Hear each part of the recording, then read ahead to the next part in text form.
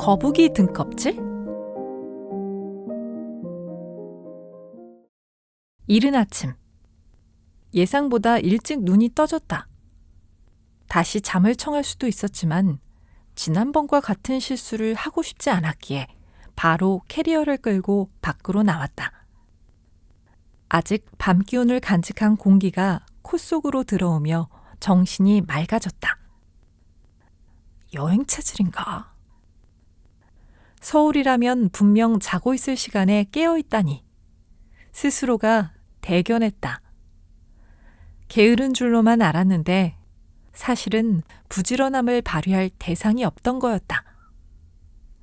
이참에 더 알차게 시간을 보내야겠다 싶어 차에 캐리어를 싣고 책을 꺼내 들었다.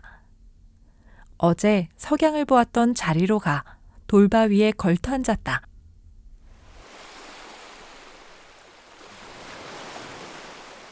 잔잔한 음악 같은 파도 소리를 들으며 책을 꺼내 들었다. 여러 작가들이 어떻게 일상을 보내는지에 관한 이야기집이었다. 소설을 읽다 보면 이야기 너머에 있는 작가의 모습을 상상하곤 하는데 그들이 어떤 식으로 하루를 보내고 어떻게 영감을 얻는지 궁금해 고른 책이었다.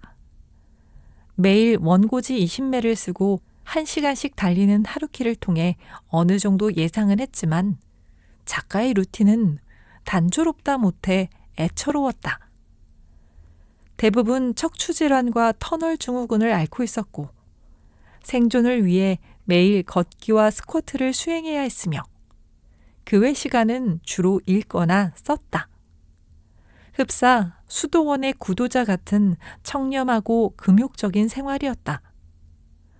무한한 상상력의 원천이 절제와 극기라는 사실이 아이러니였지만 글을 쓰는 과정 자체가 어떤 깨달음에 이르는 과정이 아닐까라는 생각도 동시에 했다.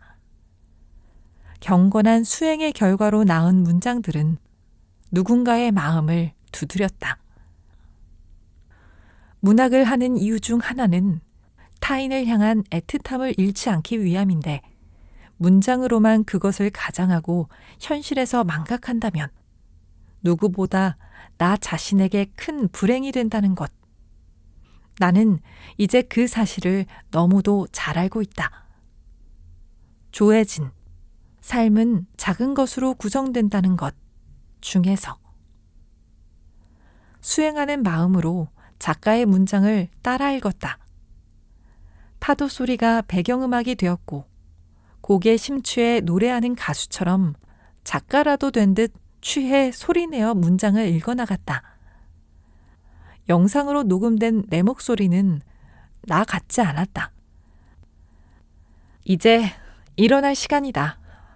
오늘 묵을 숙소에 짐을 내려놓고 주유를 하고 차를 반납해야 한다. 오늘부터 다시 뚜벅이다.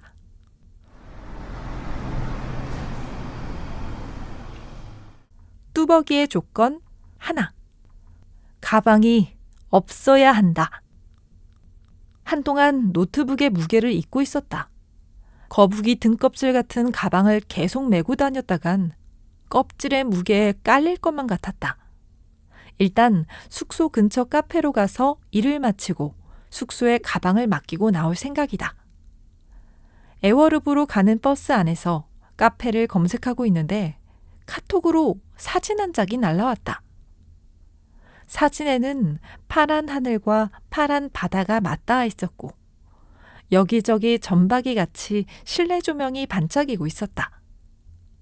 도민이었다. 하계 카페, 일할 거면 일로 와.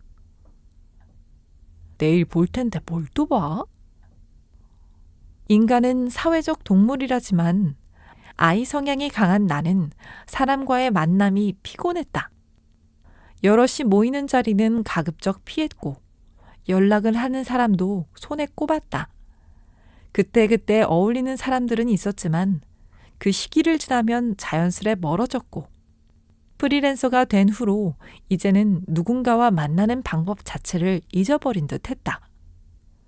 누군가의 비위를 맞추지 않아도 되어 편했지만 외로웠다. 너무나 외로웠지만 막상 사람을 만나면 힘들었다. 집단이 중심이 되는 한국 사회에서 매번 적응하지 못하는 나를 자책하기도 많이 했다. 왜 너만 그러니? 왜 유독 너만?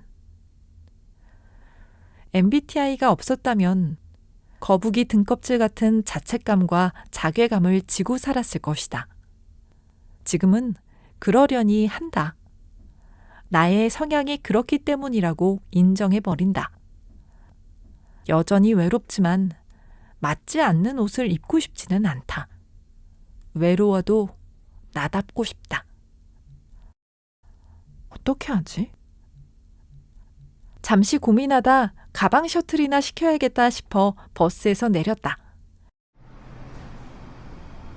마침 맞은편에서 버스가 오고 있어 급하게 횡단보도를 건너 버스에 올라탔다. 지도상으로는 카페는 왔던 길을 몇 정거장만 되돌아가면 되었다. 그런데 웬걸? 버스가 우측으로 꺾어 들어갔다. 안 되는데? 황급히 버스에서 내렸다. 버스를 갈아탔던 정류장으로 도로 걸어 내려왔다. 이번엔 노선을 제대로 확인하고 버스에 올라탔다. 세 정거장쯤 지나 좌측으로 카페가 보였다. 하차벨을 눌렀다. 그러나 버스는 상당히 먼 거리를 이동한 다음에야 정차했다. 뭐야. 다시 지도를 확인하니 30여 분을 더 걸어야 했다. 카페가 포구 쪽에 있어 정류장이 가까이 없었다. 하는 수 없이 걸었다. 거북이 등껍질을 메고. 짜증이 몰려왔다. 그늘 한 점 없는 도로 한복판에서 크게 소리를 질렀다. 왜 오라가라야. 무거워 죽겠는데. 한참을 걸어 제주도의 스벅이라는 커피숍에 도착했다. 카페에 도달해서도 매장 입구를 못 찾아 빙 둘러갔다. 2층으로 올라가니 창밖으로 사진 속 바다와 하늘이 보였고 도미는 창가 자리에 앉아 노트북으로 작업 중이었다. 그의 옆자리에 가방을 내려놓고 철퍼덕 의자에 앉았다. 그가 토끼 눈을 뜨고 했다. 내가 올 것이라는 사실을 전혀 예상하지 못한 듯 했다. 뭐야, 괜히 왔네.